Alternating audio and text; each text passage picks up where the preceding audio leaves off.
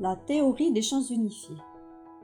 Cet article est extrait du KF Plasma Times de février 2019, extrait du 259e Knowledge Seekers Workshop.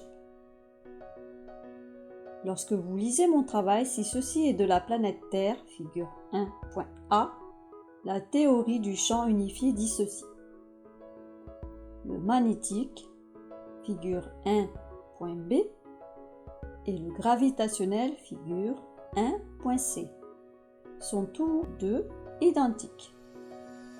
Cela dépend du point de la direction où nous regardons. Si vous vous tenez debout et regardez avec les deux yeux, vous voyez ceci aller et venir. Et vous dites que c'est un seul champ.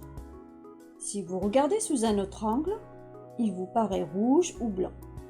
Puis, dans le sens opposé, il vous paraît blanc ou rouge. Et alors, vous vous dites qu'il s'agit de deux choses différentes. En réalité, regardez la véritable structure d'une voiture.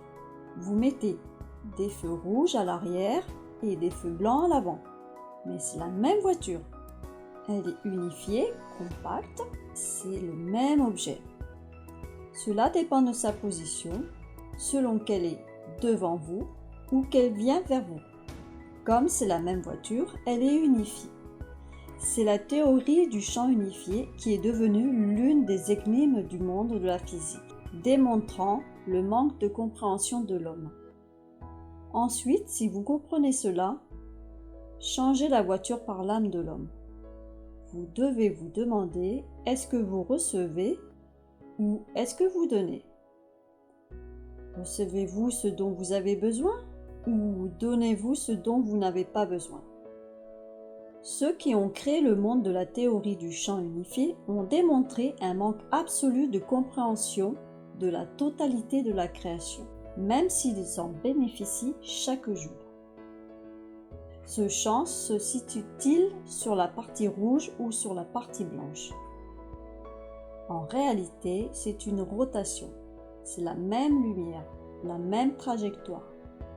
Tout dépend du point de vue de l'observateur. En tant qu'homme dans l'espace, cela pose beaucoup de problèmes. Tout ceci vient-il à moi pour prendre de moi? Ou cette âme de ce côté veut-elle donner? À quel niveau de mauve est cette âme? À quel niveau de bleu et de blanc est cet autre? C'est vous qui décidez de votre réaction. Et en réalité, dans les deux cas, vous prenez position. Si vous regardez, c'est le même principe, c'est exactement le même enseignement, rien n'a changé. Vous avez simplement changé les noms.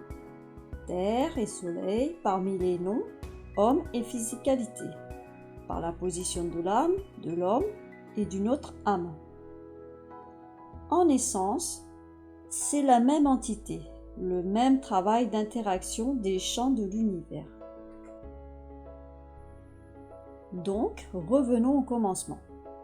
Quel est le but de l'âme de l'homme?